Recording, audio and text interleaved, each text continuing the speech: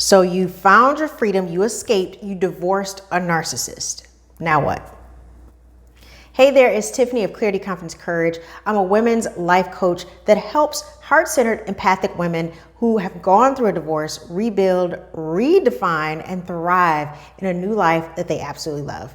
Today, I want to talk about what to do after you divorce a narcissist. Yes, you went through hell. You were able to escape. You were able to get out of it. But now what do? I'm going to go over 5 major things that you need to be focused on when you get a divorce from a narcissist and how you can start to use them to rebuild your life. All right, now before we jump into the content, make sure you share, like, and subscribe, again, so I can boost up in the algorithm and help other women just like you to recreate and live a life they absolutely love. All right, let's jump into this content. Now, to get us started, I'm not going to go into the details of a narcissist. You've seen other videos I've done about narcissism. There's so many people on YouTube that talk about narcissism and narcissistic personality disorder and narcissistic traits. One person that is really good, if you don't follow her, Dr. Ramani, here on YouTube, if you want to learn about the ins and outs and the end all and be all about narcissism, follow Dr. Ramani. She is amazing. But when I talk about narcissism in this perspective, I'm not necessarily talking about somebody that was diagnosed. I'm talking about someone that displays narcissistic behavior traits. And I'm talking about general. So I'm generalizing someone that has an inflated ego, someone that is extremely selfish, very little empathy for any human being, very manipulative, someone who is deceitful, who lies, who does everything they can to use and abuse whoever they're around in order to get what they want. These are people who, whether they realize it or not, tend to be codependent. And if you were in a relationship with a narcissist, you were probably codependent as well. They were a narcissist, you were an enabler. Now, I'm not saying that for everyone, and I'm certainly not trying to generalize, what your relationship was like, but you get the overall idea of what I'm talking about. When you're in a relationship with a narcissist, nothing is ever right. You are always wrong. You will never win. The goalpost of the marriage is always moving around. Every time you try to appease them, they're never happy. Then they'll put on the Dr. Jekyll, Mr. Hyde, where some days they're nice and some days they're not. It is a roller coaster ride if you have ever been in a relationship that has these personality traits. So when it comes to divorce, of course, divorcing a narcissist, they're going to make it as hard as they possibly can for you to leave them, because that means they lose their power, and that's all they care about. So when it comes to divorcing a narcissist, if you were able to get out of it and you're still alive, thank goodness, what are the 5 things that you need to start thinking about right after you divorce a narcissist, and what do you need to be doing? That is what I'm going to be talking about in this video. So the first thing you need to do is establish clear, direct, and firm boundaries and protect yourself. The reason this is so important is because when you are divorcing a person who is a narcissist, the one thing that they do not like is having boundaries. They don't like you to tell them what they can't do to you. So you have to make sure that you establish firm, clear boundaries in order to protect yourself. Physical boundaries, meaning they can't just come up to your house. Sometimes it's best for them to not even know where you live if possible. Physical, emotional, mental, all of that. Once you get a divorce from them, I highly suggest, unless you have children with them, that you completely cut the narcissist off. Some people might disagree with me, but just from my own experience, they don't get better. They pretend like they're going to get help or they're going to change, all of that. But trust me when I say, you do not, once you get rid of a narcissist, you just better be thankful you got out of that alive. If you need to, involve the law, get legal advice, consult a lawyer, especially if they're stalking you, or if you have children together and they're trying to use the children as a bargaining chip, after the divorce, or give you a hard time, especially if they're using the children as a way to get to you. These are all things that narcissists will do, especially if they feel like they have lost. So you have to make sure that you protect yourself. Let other people in your life know what's going on. Let them know that you've got a divorce. Let them know the person that you divorced. Again, if you have to get a restraining order, involve the law. Maybe go to your local police department if there was some type of legal domestic violence situations in the background and you moved. Let the police know who you are. Like, hey, I moved to this area.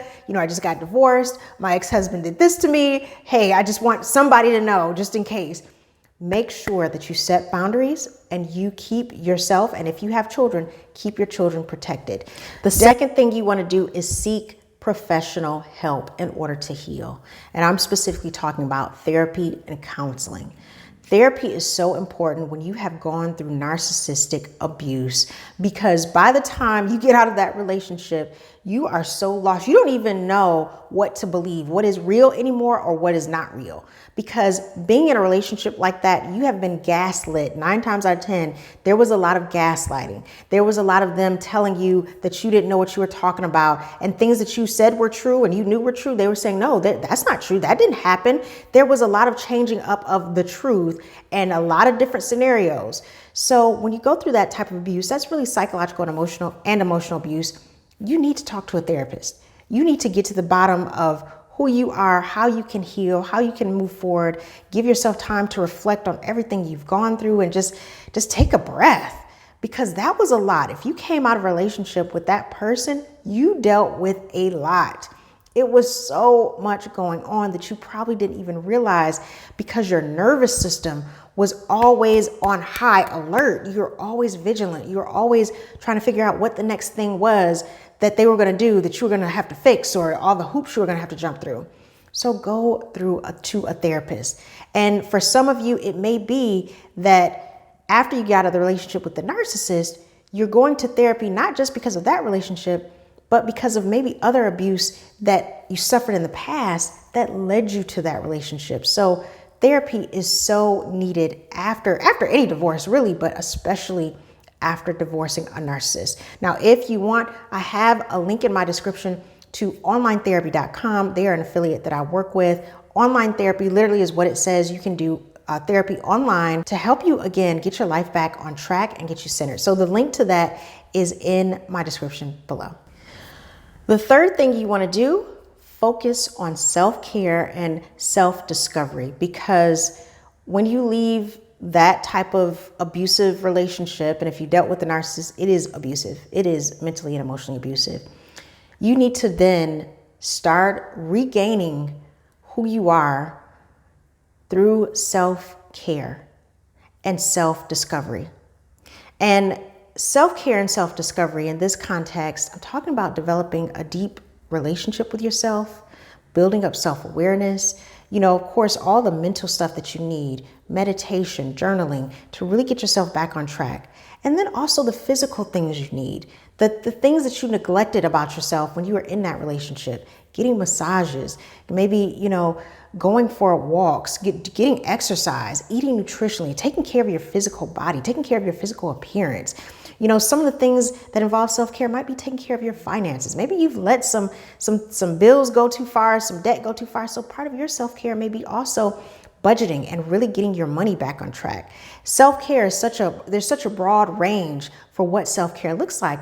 But I think you want to start with building that relationship with yourself and loving yourself again.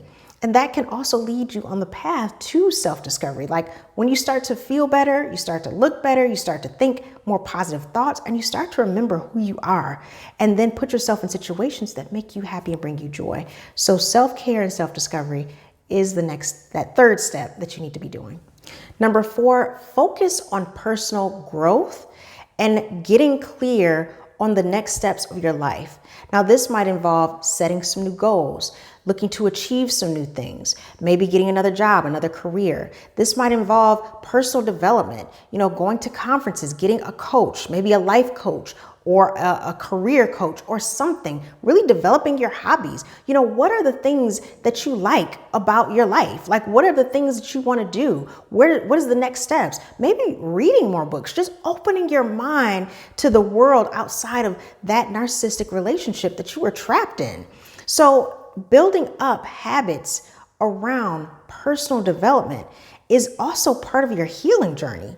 Really developing who you are, what it is you want, what the next steps of your life are going to look like, and really getting clear on your goals and how to achieve them.